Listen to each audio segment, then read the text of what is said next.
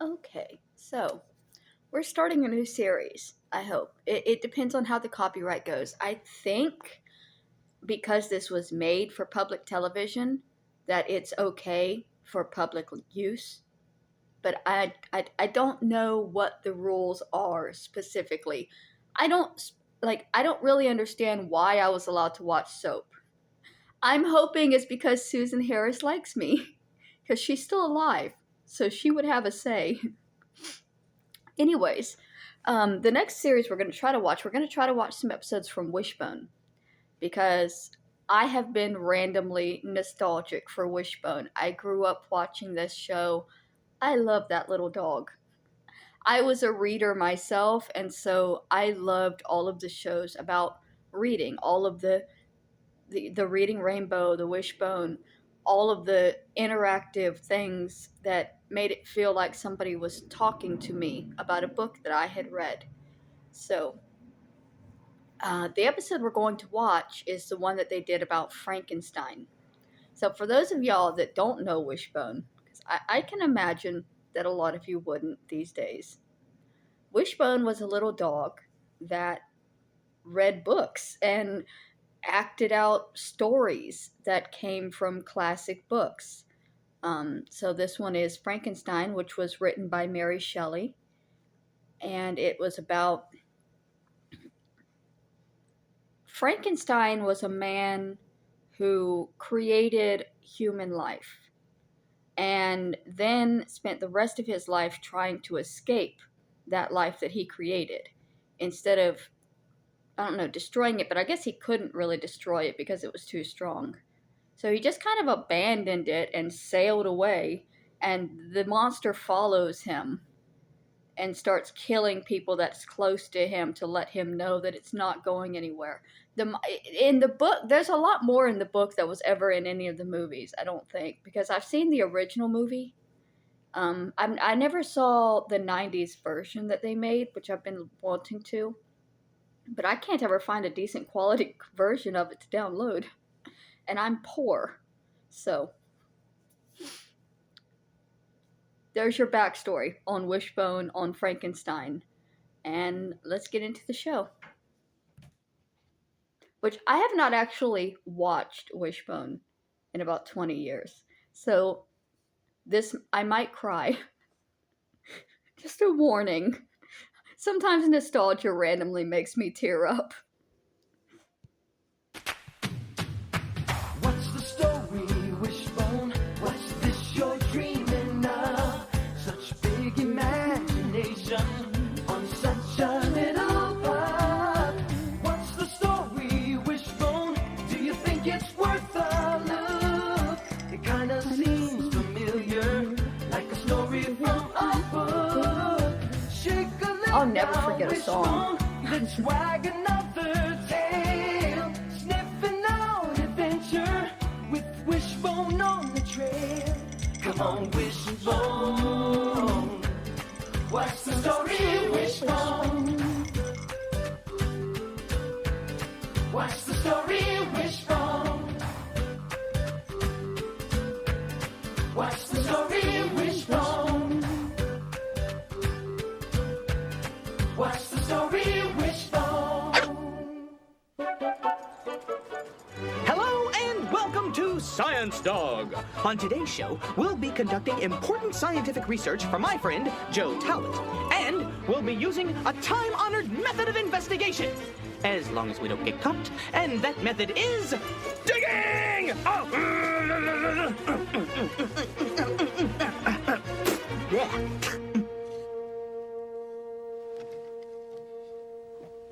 Ooh, we making a dinosaur? How's it going?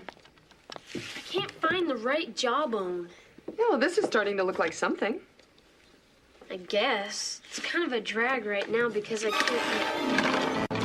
Oh, no! Oh, Joe, I'm so sorry. This glue won't hold. Hold on, let me see who that is. And so, Science Dog returns from a successful excavation. The project has been saved. Good boy, Wishbone. This would be perfect for the jaw. Thank you. He's back here working on his science fair project. That's your science fair project? Yeah. Are you doing one? Yeah, but mine's kind of a secret. Oh, great. If you're entering, why should I even bother? You'll win. You don't enter to win, you enter to enter. Why is yours such a big secret? It's not that. It's just that, well, mine's a little different, and I don't want anybody to see it until I'm ready. A secret scientific experiment. Can't find the pause button. Sorry. I like that the other kid who I like that he thinks the other kid's smarter and is going to win, and the one that is supposedly smarter is saying it's not everything is a competition. Sometimes you can just enjoy being a part of it. Even, it's a refreshing mindset because everybody is so competitive these days. You have to win or you're nothing. And I've always felt it's more about being a part of it and getting to the end on your own and your own time than it is being there first. Sorry, I had trouble finding the pause button. I gotta use my other hand because I was crocheting. Boy, that'd be a great story for a book. Wait a minute! It already is! Let me see, where did I find that? Yes! Frankenstein, written by Mary Shelley in 1816. Victor Frankenstein, a young student of science, conducted his own secret scientific experiment. It's one of the greatest monster books ever, and the scariest, the spine-tingliest, the flat-out spookiest. I'm rambling, sorry. Victor Frankenstein grew up in Geneva, that's in Switzerland, in the late 18th century. He studied to be a doctor at a great Swiss university. Gentlemen, the ancient teachers of this science promised impossibilities and produced nothing. I love The those modern wigs. scientist promises little and has produced miracles. But what of the problem of death? Could we not find a way to overcome death? That would be a dangerous course of experimentation, my friend. But Victor Frankenstein did not listen to his teacher's warning. He was driven to find a way to bring back to life what was once dead. Driven is a nice way to say fucking obsessed. You may remove your goggles now. So, as you work on your science fair projects, remember the importance of experimentation. The history of science is the history of experimentation. Cures for crippling diseases have been discovered by scientists who were looking for something completely different. David. Is it all right if our science project moves? Moves? Well, sort of. What is it? Well, I'd rather not say. I mean, it's a secret. Well, actually, it's about the secret of life. How to make something come to life that isn't alive. Well, you may be setting your sights too high, but who knows? In your experimentation to find the secret of life, you might stumble across something a little more practical. Now, our modern-day science of chemistry comes from the ancient study of alchemy. Now, the alchemists were looking for a way to turn metal into gold. They never found it. But their experiments gave birth to a science that has affected our everyday lives in many ways. This glue is a lot better than what I was using. Where'd you get it? I invented it myself. Wow. It must be great to invent something. Oh, it is. Are you kidding? It's so exciting. I'd like to invent something sometime. What do you think you're doing right now? Oh, I mean something important. Well, you know what they say, Joe. Necessity is the mother of invention. Oh, like this glue. Now, I invented this glue because I got fed up with all those toxic store-bought brands. They melted the macaroni right off of my artwork. I needed a glue that wouldn't do that. I needed a glue to hold these bones together. Am I late for dinner? Oh, hi, Wanda. Hey, you guys, look what I found at the library. Great. Yeah, I thought it might help out. Wow, this is really coming along. Thanks so much for helping out, Wanda. Oh, sure. It was fun. Oh, and I found this. I thought it might help smooth out some of the edges. Thanks. Oh, this is turning into quite a project. Well, we like to keep the wheels of progress rolling around here, don't we? Yeah, science, Mark. Right. So I'm not fully understanding the correlation between the book and the story we're telling, because Frankenstein does involve bones, but they're not dinosaur bones. And they're not really bones. He was dealing with more body parts than just piecing together the bones. I guess this is the easiest way they thought they could tell the Frankenstein story in a kid-friendly version, because this was made for 7-year-olds. But it's a little nonsensical as an adult when you know the story of Frankenstein. March is on. Hey, Mom, can I go see what David's doing for the science fair? Okay. As long as you're home by 8. Bye. See ya. Be careful. All this talk about progress makes me really curious about what David's working on. Still a cute little dog. I think I'll tag along.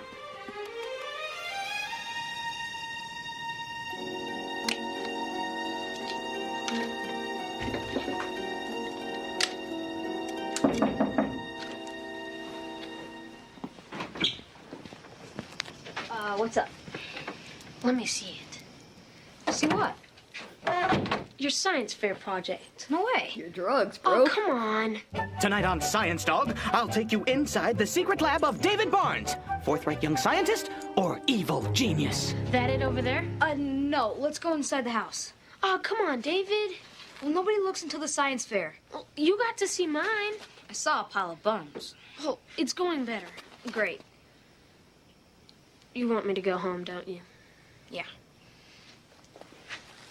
All right. We'll see you tomorrow. Okay. What's he making? I don't remember this episode to remember what he's doing. This is the moment we've been waiting for. What is it? How does it work? And is it edible? Most important, is it edible?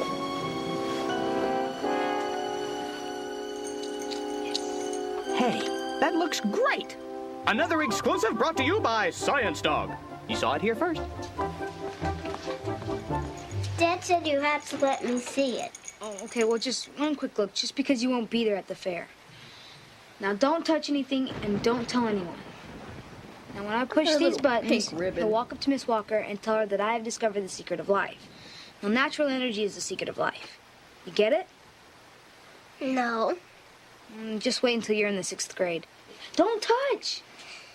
David, that thing won't walk. This guy's gonna surprise a lot of people. So he made a robot?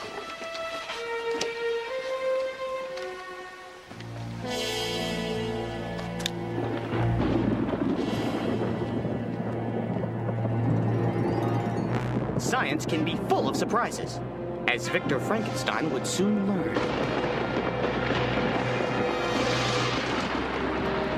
After months of exhaustive research and intense preparation, Frankenstein was ready to test his creation.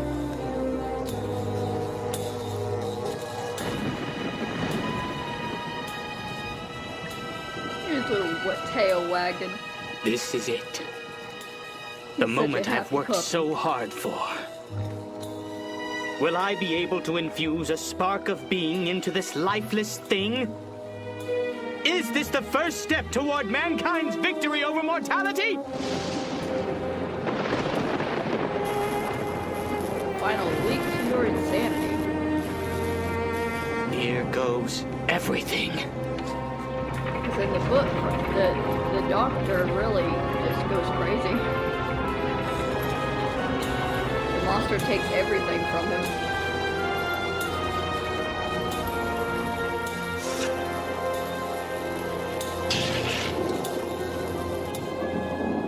More power. I need more power. You need more planning. he put so much idea and work and thought into could this happen? Could he do this? But he never put any planning into what he would do if it did work, and that's what fucked him up. Because he had no This plans will be my finest moment. to take care of the creature, to teach it or to care for it or do anything. He just abandoned it. Yes! I've done it! I've done it! What? What is this?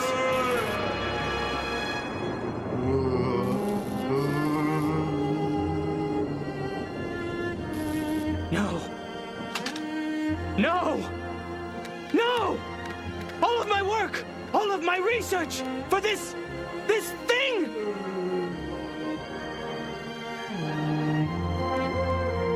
Stay away from me! I said stay away from me! I reject you! You're a monster! Be gone when I return! At least they're accurate to the book. That's exactly, he fucks off and tells it to leave.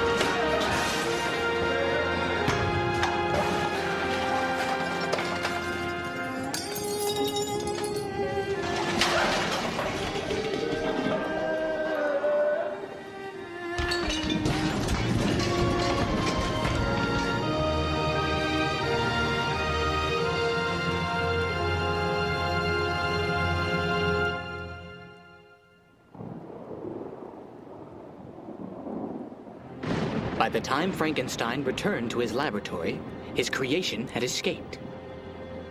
Well, that's over with. Escaped. The monster is gone from my life, Told him to leave. and no one ever has to know that I created him. These science fair projects make me a little nervous. Better check up on David's.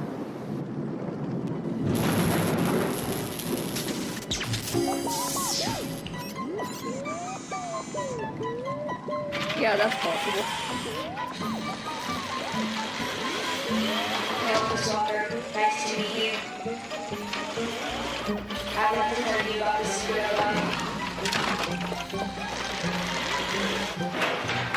The secret of life is natural energy. Hello, Swatter. Nice to meet you. Actually, it's Wishbone, and I did... Excuse me, did you just say something? This bucket of balls can talk! I'd like to tell you about the secret You're of a life. dog. Yeah. The secret of life is natural energy. Hey, wait! Was it something I said? Attention, everyone! One science fair project on the loose!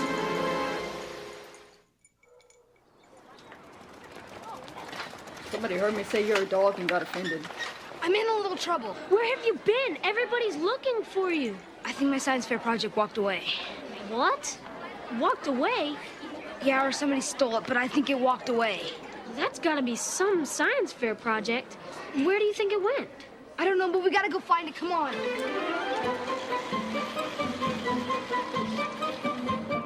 I'd like to tell you about the secret of life. That's nice, really. But you need to turn around. You're gonna be late for the science fair and you're going the wrong way. Natural energy of animals. I'm not getting through to you, am I? Hello? Hello, Miss Walker. Nice to meet you. I'm getting a little impatient with that line. Now, you turn right around and get... Hey, robot! Robot! You're going the wrong way! Somehow I don't think this is what David had in mind. Rejected by his creator, and with no place to call home, Frankenstein's monster went on a rampage of terror and destruction throughout Central Europe.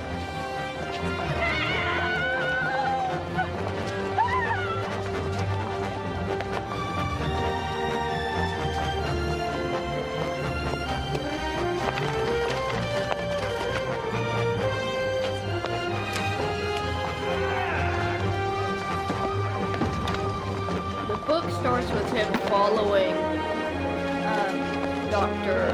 Victor Frankenstein across an iceberg or just a big thick sheet of ice on the ocean. The monster is just out there hunting.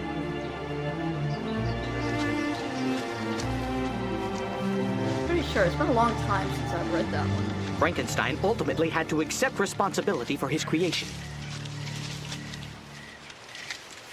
This isn't at all what I had in mind. I wanted to find a way to conquer death. Instead, I've created a monster that even I'm afraid to face. Come and get me, Frankenstein! Why did I have to make him so powerful? He learned to talk from a blind man. The blind man took him in thinking he was a normal person because he couldn't see. Oh, careful. And then taught him to read the Bible. Oh, Taught him I to speak. really do enjoy our little nature walks. Yes, it's marvelous to get away from the book. Sorry, I'm going to pause it real quick to get into that portion of the story because it's actually the more important moral of Frankenstein that most people don't acknowledge. They just see the monster getting out of control. But there was a period of the monster's life where he lived in seclusion with this blind man, and the blind man taught him to read and how to speak and taught him about God. And it made the monster question what his purpose was and why he was created. And it brought a bunch of moral questions to the creature of whether he should even exist, which is part of why he started tracking and hunting down the doctor again after being on the run for a while. I really need to read that book again. I know Wendigoon has a pretty good video about it. We might watch that and put that up here. If I think he allows people to do viewings of his stuff. Because it's a really good story, but a lot of the adaptions, they don't really do it justice because they're going more on the horror aspect, and horror was different when Mary Shelley was writing. The grading all those papers and just take a full breath of fresh air.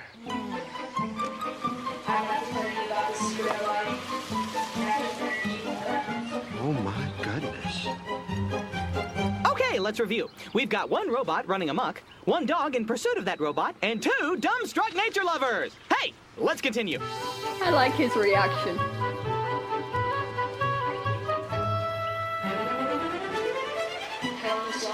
Nice to meet you.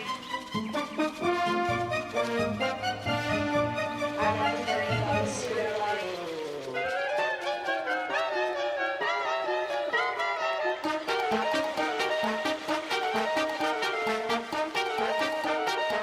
Become a Laurel and Hardy sketch. Nice to meet you. I'd like to tell you about the secret of life. The secret of life is natural energy. Aha! There you are! Face to face at last! Whoa. Ow! You fiend! Frankenstein, you made me live. I did. You must wonder what I, your creation, have been doing since you brought me to life. I know what you've been doing. You've left nothing but death and destruction in your wake. I have wandered the earth in search of love and friendship. Since you abandoned me, I have had to make my own way in the world, and it has been difficult. You are an inhuman monster! You made me this way! Yes, I admit it! I've made a horrible mistake! Make me a friend. The way that you made me. If I had a friend to love and care for, I would kill no more. I would take my friend and go away. You would never hear from me again. Make another monster who could cause destruction the way you do? Never! I will Look not! accurate. If you do not do as I ask, I will continue to wreak havoc everywhere I go, Frankenstein. You will have no peace while I am lonely.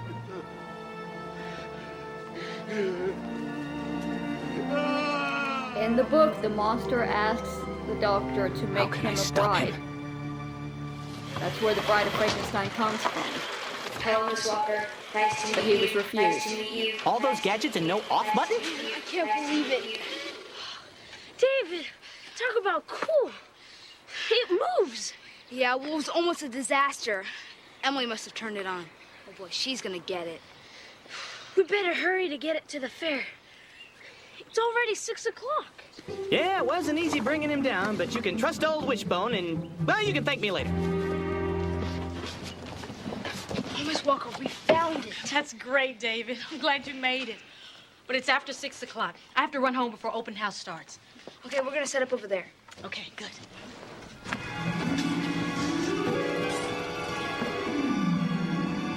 Frankenstein was determined to stop the monster at any cost. He pursued his creation all the way to the Arctic.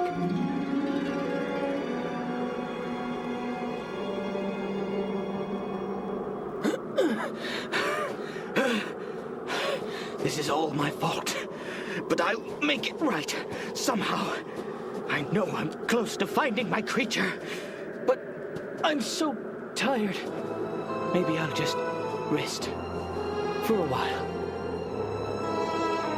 The end is also the beginning of the book. I believe it's told in flashback form. It starts and then ends in the Arctic.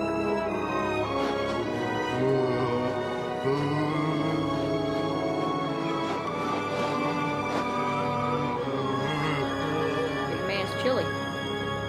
Frankenstein was rescued from the cold by Sir Robert Walton, the leader of a scientific expedition. He told Walton all about the monster and the destruction he had caused. But it's all too utterly fantastic. I know, but true. Every word. Unfortunately, I cannot help you. We must return to England at once. Of course, you are perfectly welcome to join us. No. You can let me off anywhere along here. But you can't survive in this place. I won't go back until I've found the monster.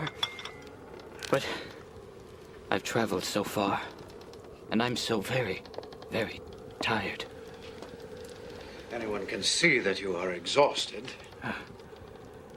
Just a few minutes rest. He's so close. I can feel it. So close.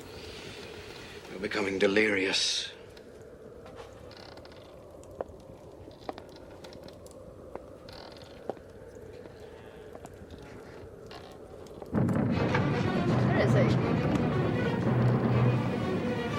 What is it? I was gonna look at his suit. Very striking. Look here. Look at this.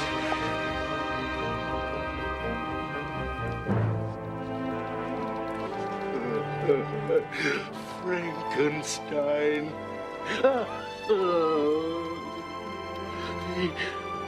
He can't hear me. He's delirious. Tell him that I will go away, and that he will hear from me no more. I will cause no trouble. Tell him I am sorry. I brought only misery to my maker. You mean that? After all that has happened, you love him? He gave me life.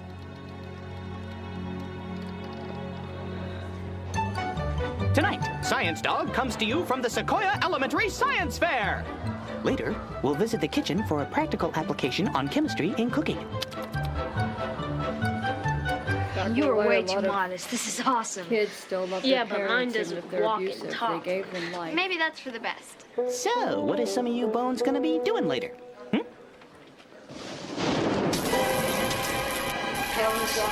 Nice to meet you. Hey! Oh, no.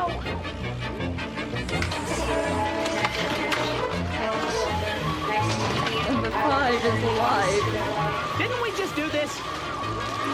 Hello, Miss Walker. Nice to meet you. Hello, Miss Walker. Hello, Miss Walker. Hello, Miss Walker. Hello, Miss Walker. Hello, Miss Walker. Hello, Miss Walker. Sorry, guys. That wasn't supposed to happen. Extinction comes early for one dinosaur. What happened? Well, I made CX-12 so sensitive to nature that lightning brought him to life.